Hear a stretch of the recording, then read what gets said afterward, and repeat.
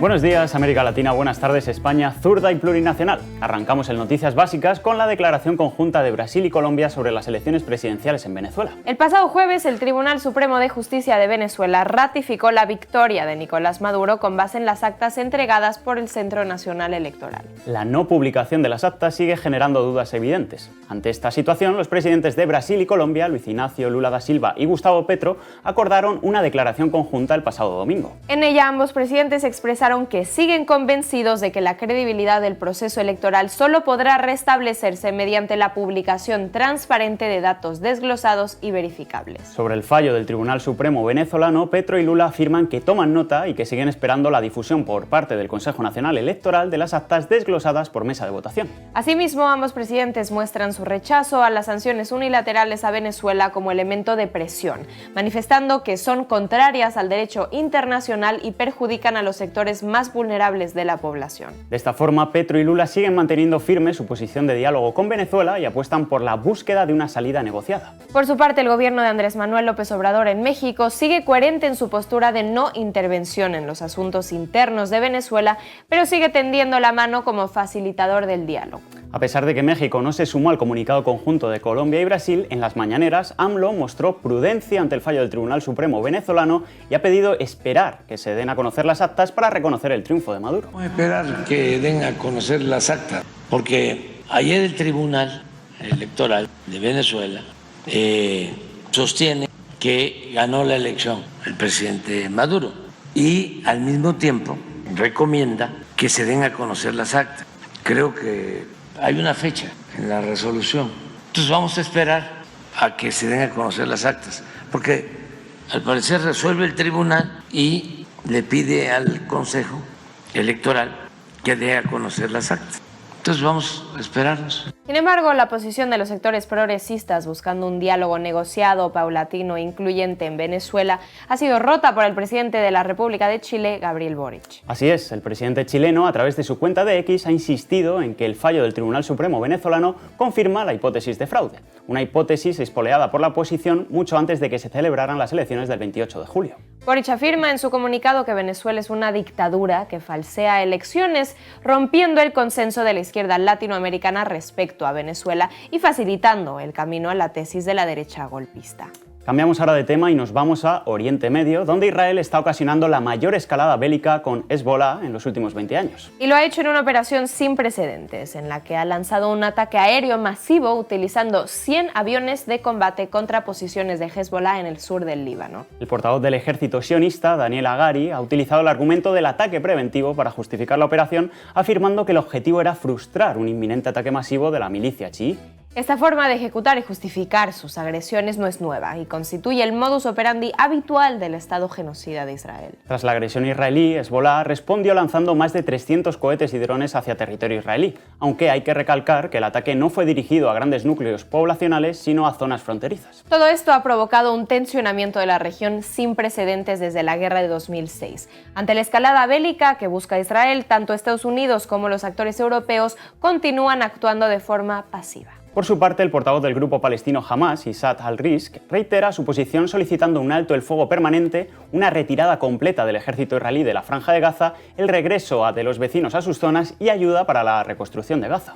Entre tanto, el gobierno de España sigue comprando y adjudicando contratos a empresas militares israelíes o a sus filiales en España, como denuncian desde la Rescop. Esta organización denuncia que tras más de 10 meses de genocidio y más de 40.000 palestinos asesinados, el gobierno no ha tomado ni una sola medida para no hacernos cómplices del Estado genocida. Por ello, el pasado domingo el movimiento BDS convocó una gran concentración en el puente de Toledo en Madrid, desde donde pidieron un embargo íntegro de armas a Israel y reivindican el boicot como una de las formas más efectivas de la resistencia pacífica. Una de las formas más efectivas de la resistencia pacífica es el boicot, las desinversiones y las sanciones, BDS, un movimiento que busca presionar a Israel para que cumpla con el derecho internacional y respete los derechos humanos de los palestinos.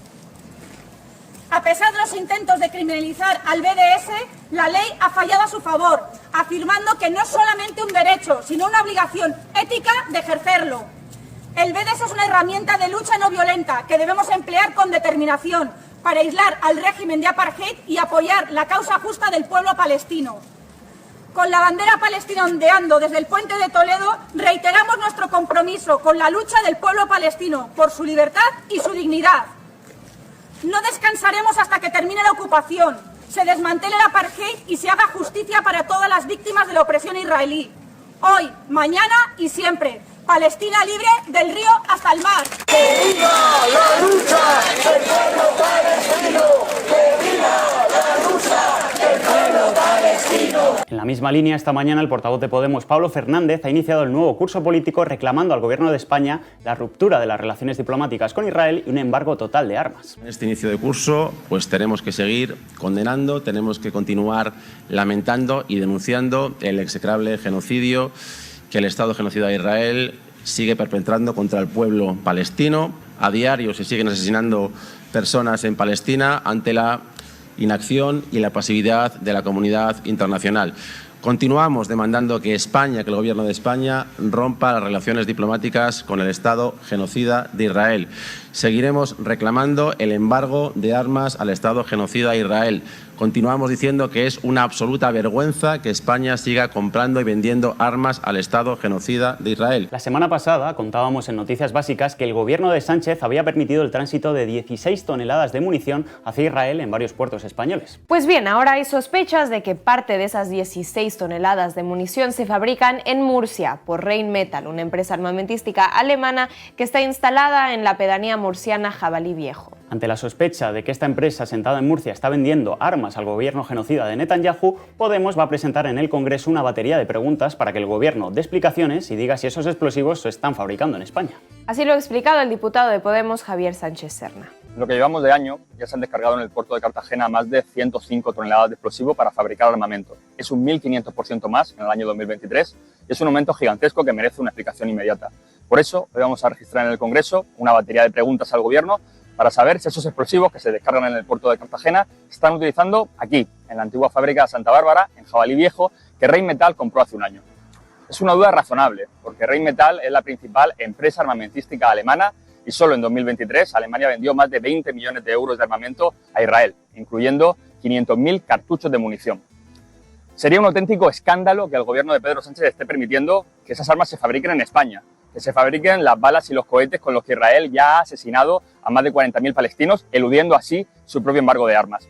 Exigimos, por tanto, a la ministra de Defensa, Margarita Robles, una respuesta inmediata. Y, por supuesto, si esto se confirma, vamos a llamar a la movilización contra esta empresa, contra Rheinmetall, para que esas armas no se fabriquen aquí y para que no caigan en las manos del régimen genocida de Benjamín Netanyahu. Mientras tanto, en España, tras la reunión entre el presidente del gobierno, Pedro Sánchez, y el presidente de Canarias, Fernando Clavijo, para abordar la situación migratoria, el líder del PP, Alberto Núñez Feijóo, ha asumido el discurso de Vox y habla de inmigrantes ilegales que no aceptan las leyes de nuestro país. En una entrevista, Feijóo ha cargado contra Pedro Sánchez y le responsabiliza de lo que considera un récord de inmigración ilegal que está registrando España este año. El jefe de la oposición afirma que su partido no puede aceptar inmigrantes que llegan irregularmente y denuncia la inacción del gobierno. Veamos cómo replica Feijóo el discurso racista y xenófobo de Vox. Estamos, por consiguiente, ante una crisis migratoria irregular en nuestro país como nunca. Nunca hubo una situación como esta. La inmigración irregular, ilegal, no podemos aceptarla. Y no podemos aceptarla porque cuando un inmigrante viene a trabajar a nuestro país, a cumplir las leyes de nuestro país y a someterse con los mismos derechos y obligaciones que los ciudadanos que nacimos en este país, tenemos que buscar ese encaje. Está dentro del Pacto de Migración Europeo. Ahora bien, cuando vienen inmigrantes ilegales que no aceptan las leyes de nuestro país a través de traficantes de seres humanos, debemos de rechazar esa inmigración ilegal. Desde el PSOE han respondido al líder del Partido Popular acusándole de tremenda irresponsabilidad. Así lo ha manifestado el secretario de Área Institucional y Grandes Ciudades del PSOE, Alfonso Rodríguez Gómez de Celis. ¿Quiere el PP, quiere Feijóo o prefiere quedarse tuerto con tal de que el de enfrente esté ciego? Y en eso estamos en darle solución para que los niños y niñas que están en Canarias, en Ceuta o en Melilla puedan ir a otros territorios de España también solidariamente. Se lo piden sus propios compañeros del Partido Popular en estos territorios, pero se lo pedimos todos los españoles y la mayoría del Congreso de los Diputados le pide al Partido Popular que se sume a ello. Es una tremenda irresponsabilidad por parte del PP hacer mutis por el foro de cara a dar solución a este acuciante problema que tenemos en estas tierras, como Canarias, Ceuta y Melilla. Por su parte, Podemos insiste en que la mejor solución es la aprobación de la ILP regularización ya y actuar ya contra los discursos de odio racistas como los de Alvise o García Albiol. Así lo ha expresado Pablo Fernández, portavoz de la formación morada. Este país lo que necesita es regularizar al menos a 1 millón de personas que están en situación irregular, porque España necesita y precisa más trabajadores y trabajadoras con derechos y menos racistas miserables como Alvise, como Albiol, como Vox o como tantos racistas y xenófobos que estos días van esparciendo sus discursos de odio y sus bulos. Así que pedimos esa aprobación de la ILP, de regularización de personas migrantes, que hay que recordar está firmada por más de 700.000 personas. También instamos al Gobierno de España a que actúe contra los discursos de odio y contra los continuos bulos promovidos día sí y día también por la ultraderecha. Con esto nos despedimos. Recuerden hacerse socios y socias de Canal Red en apoya.canalred.tv, que los necesitamos. Nos vemos mañana con más y veremos si mejores noticias. Sean felices.